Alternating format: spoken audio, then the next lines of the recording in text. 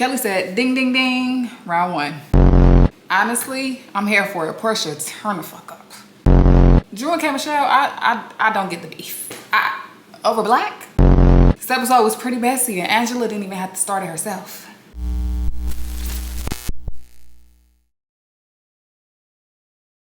What's up, y'all, and welcome back to This With The News. If you are a returning subscriber, thank you so much for coming back to watch my videos. If you are new here, please like, comment, and share this video and join the family. Thank you.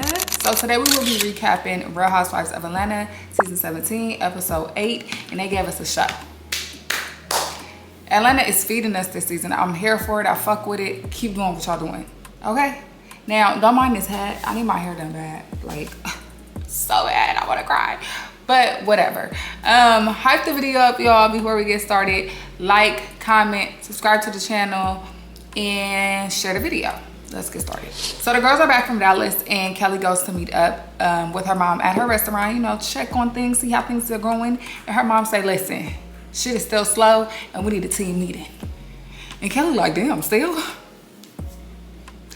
Instead of beefing at that wedding, you need to be working on the businesses. Stop trying to beef for Porsha and get in the field. Get to the bag. Because right now, the second chicken and waffles is not doing that good. It's not doing that good, sister. And I get it, she just opened a business. But she said usually when she opened her stores, what stores? Is it restaurant stores? Whatever. When she opened them, it don't be this slow. Maybe they don't want chicken and waffles on that side of town. Now, Kelli has some new confessional looks. It's a fucking t-shirt. You please tell the people what you're wearing. Of course the t-shirt is high fashion. It's Tom Ford. I wouldn't have it any other way. Like a plain white t-shirt. She said a t-shirt is high fashion. It's a Tom Ford t-shirt that costs $150. And listen, it looks a fucking mess on her. Let's start there. Let's just put it on the floor. It looks a mess on her. Now, I feel like you do have to dress for your body type. And in a different body type, maybe this would have ate with some better accessories and a better fucking wig. Because what the fuck was the wig too? A mess. All across the board, she looked a mess. But maybe, like I said, a different person, different body type, better accessories, better wig. Could have ate down, possibly. But this shit look atrocious. The white tee ain't even giving white. It's giving beige. It look a little dusty. Like it's been washed too many times already. Like, I don't know. I think she was trying to make fetch happen and it was not happening. And every time I see her in some shit that just don't match her body type, I think of Drew and her misproportions comment. I'm sorry, y'all. I'm sorry, but I do. So Kelli starts to break down over her finances. She's just having a hard time right now, financially, mentally. You know, her husband is beating her the fuck down, okay? And let's talk about these sassy ass husbands, okay? These punk ass husbands, these bitch ass husbands, these narcissistic ass men. The fact that he is trying to, or he is stopping her from filming on the show with her children, like, I feel like that's next level evil. Because, nigga, they're my kids. Fuck is you talking about? I pushed them kids out. How you gonna tell me I can't film with them? Like, I just feel like that shit is icky. Icky Vicky, I don't like it. She also lets the world know that she is in a relationship. They call him Jarvis, some alias, and Tony Stark.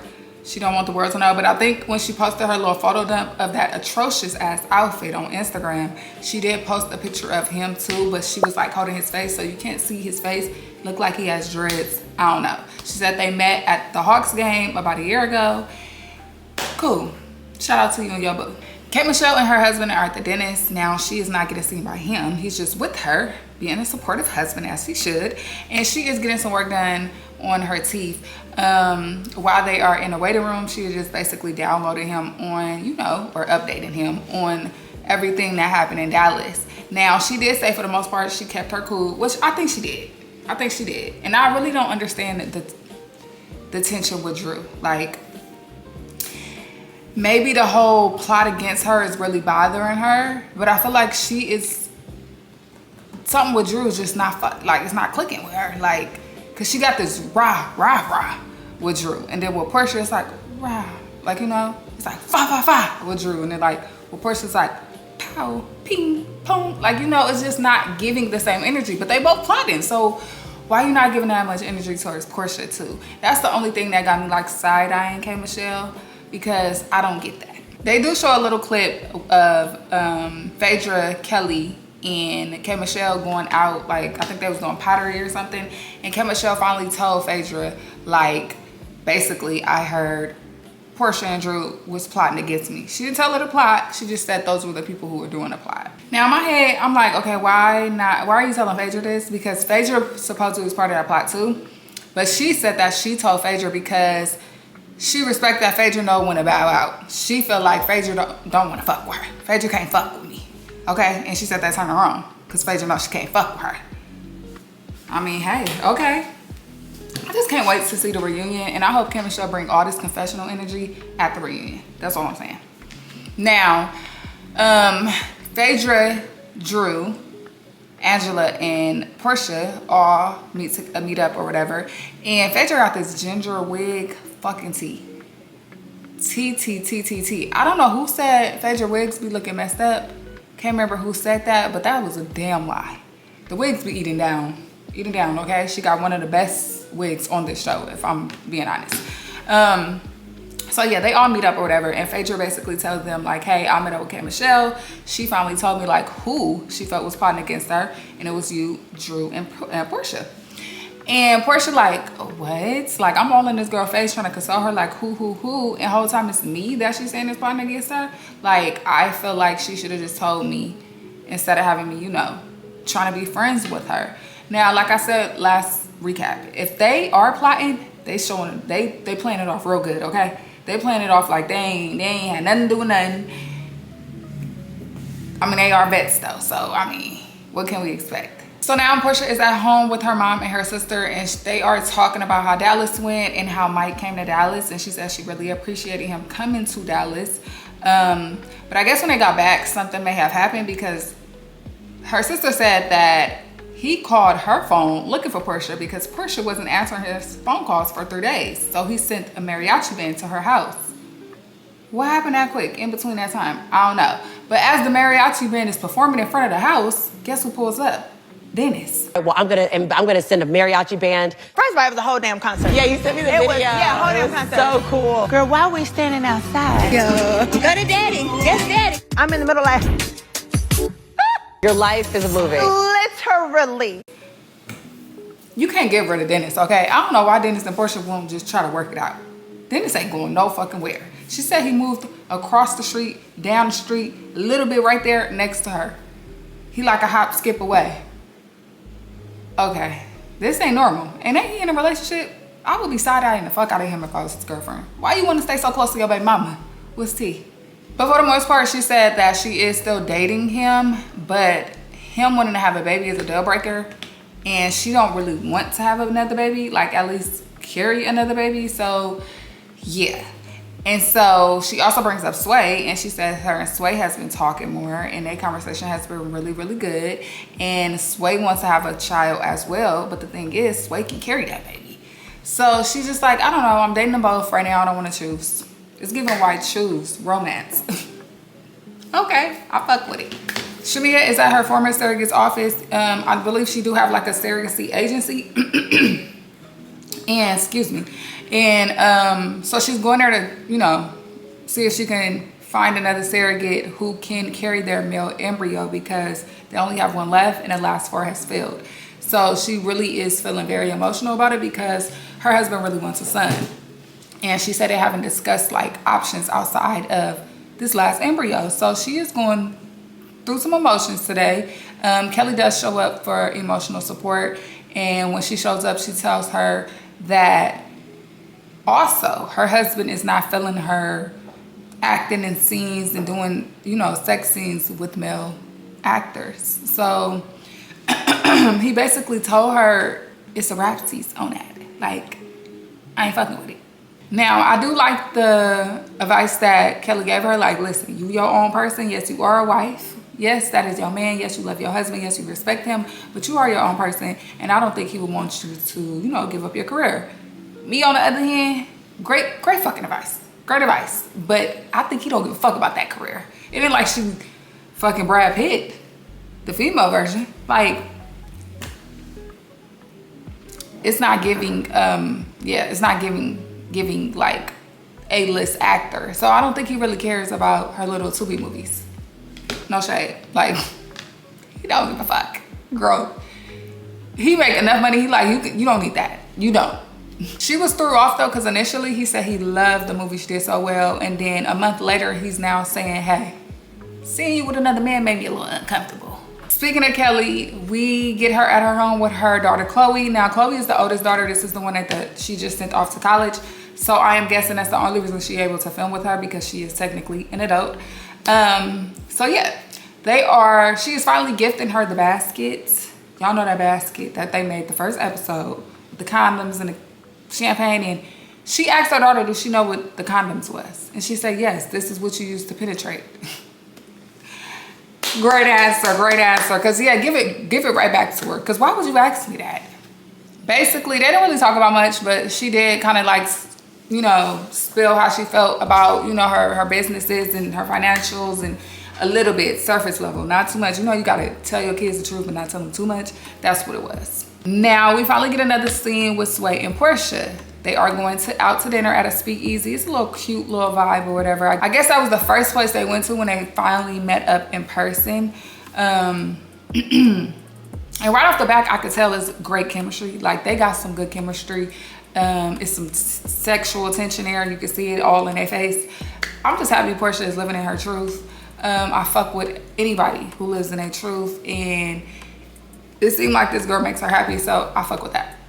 Now, she says that she met Sway 10 years ago, about 8, 9, 10 years ago, and she gave her number and never texted her again. So Sway like, yeah, you just went ghost. She was like, yeah, I had a lot going on. A lot happened in those 8, 9, 10 years.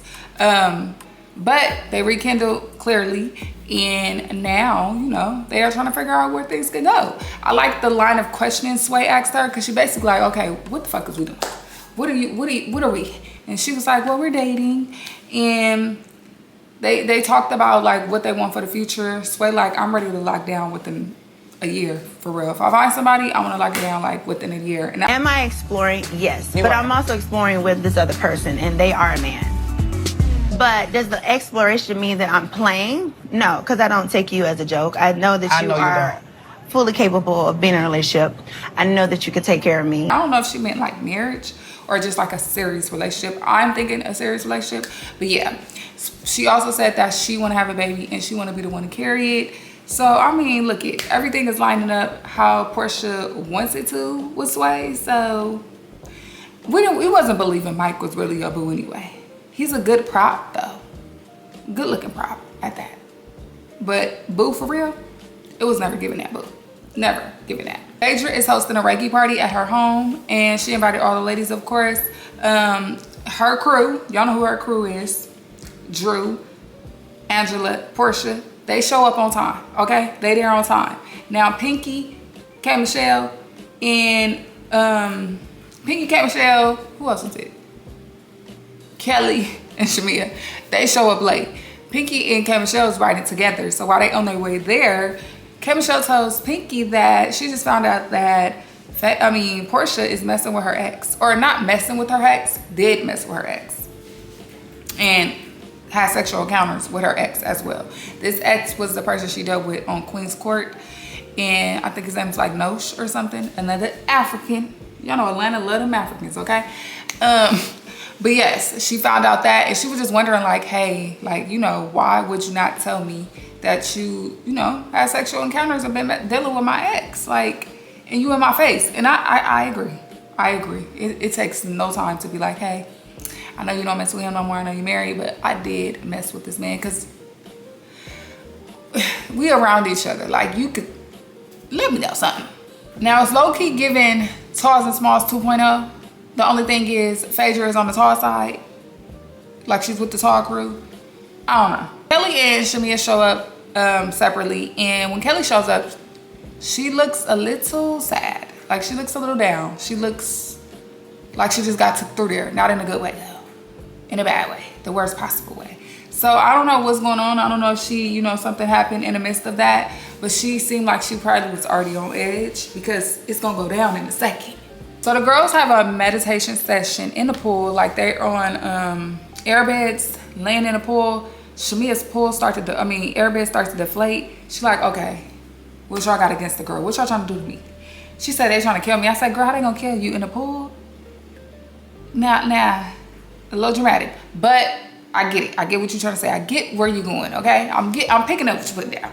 But after the meditation, they all sit down at the dinner table, and that's where the drama unfolds. Cynthia was there also, but she left like halfway through the meditation. She said she had a flight to catch, so she was gone before the dinner started. But yeah, the dinner, K. Michelle finally said something to Porsha, okay? She finally addressed Porsha and Drew about this plot and shit. Seemed like K. Michelle came clocked in, ready to let a motherfucker know today. I'm happy because she said, once we leave from Dallas, we can get back to the A, then we can talk. And I'm happy she stood on exactly that, because I'm like, why are you not letting Porsha know what you know? We don't pick and choose battles over here, because you giving it to Drew like 100% and giving it to Porsha not even 5. But tonight, she gave it to her, I say good 75. She didn't even raise her voice for real with Porsha. And it's just like, so she addressed Porsha first, and she basically was like, listen, somebody called me, they told me these things, boom, boom, boom. We already know. Porsha like, it's just giving you didn't want to be my friend. Why you just didn't tell me you don't, things, you not fucking with me like that, you don't want to be my friend? And K. Michelle like, honestly, it's just so much shit that happened. I noticed so much shit that I started to distance myself and slow down and think about like, do I really want to get to know you? And she said the first thing was at the table when she blurted out that she's sleeping with somebody's husband, that Kelli was sleeping with somebody's husband. She was like, okay, that was what the fuck.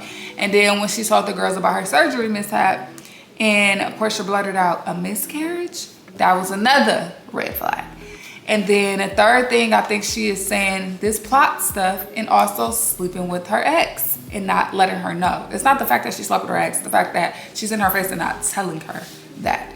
So she's like, yeah, red flag, red flag, red flag, red flag. What you want me to do? So Porsha kept asking her like, okay, tell me what this plot is. What I'm trying to expose you for. What am I exposing you of? She's like, why would I tell you what you're going to expose me for when you know what you're trying to expose? Now I get her. I get that. You trying to get me to say it, so now we can just talk about it. And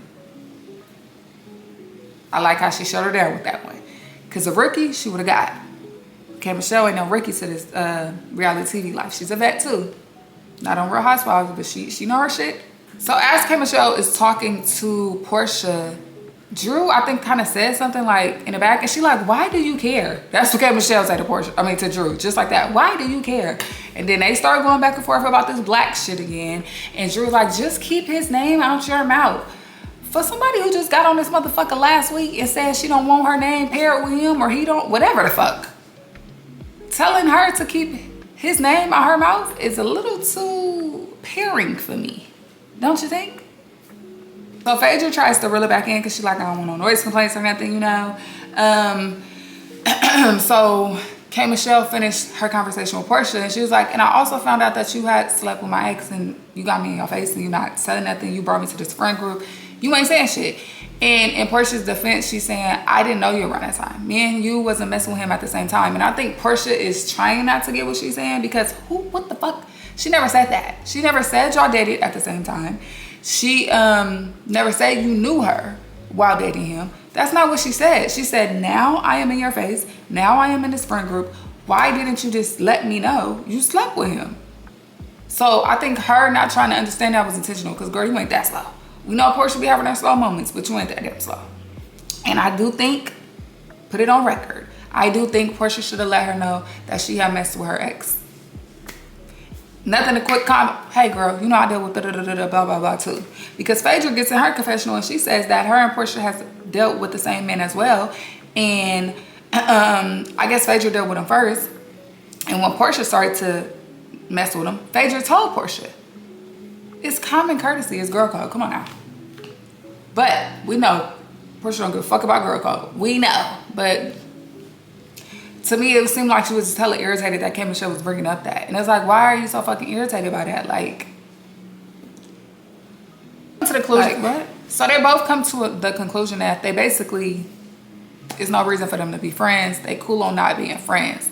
Now, Phaedra seemed like she's trying to wrap the conversation up, reel it in. She's like, okay, well, we can come to the conclusion. And Kelli cuts it in and says, that Porsha slept with every Nigerian in Atlanta. Mind you, they are sitting right next to each other. Literally, Kelly's right here, Porsha's right there.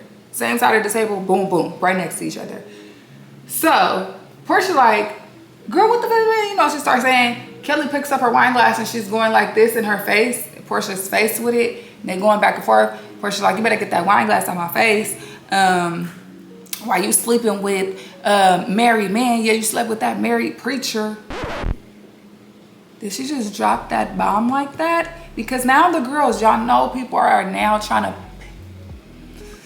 put it together, pinpoint and figure out who it is. And this person is a friend of Phaedra's. So it's not that hard to figure out. It's messy. It's really, really messy. And she's like, I don't want to put nobody's family on blast. But Phaedra, you know too. You know too. Like, you know him. That's your friend. And she was like, I know. And I said, God damn. Well, Kelly, you done brought her out of now. She tried to be about the last episode. She tried to keep it. But you done brought it out of with that wine glass. You almost made her go back to, don't make me call Porsha. Okay? Fangate.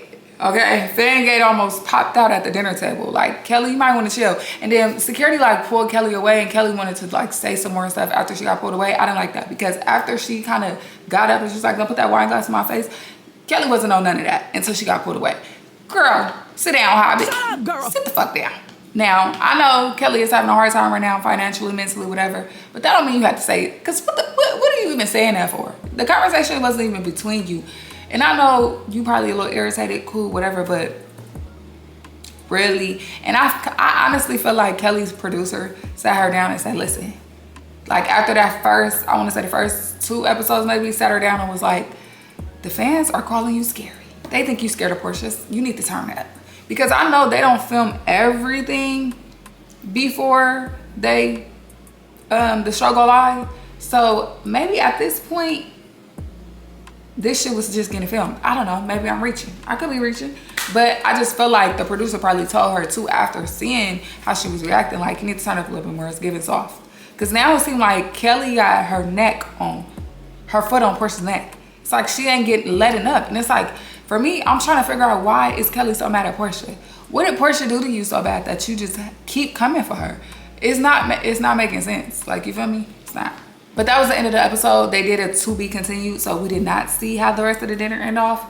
I mean, that was a great way to end it off, because now I can't wait till next week, because I want to see what the fuck happens after, okay? If you made it to the end of this episode, please drop a purple heart below.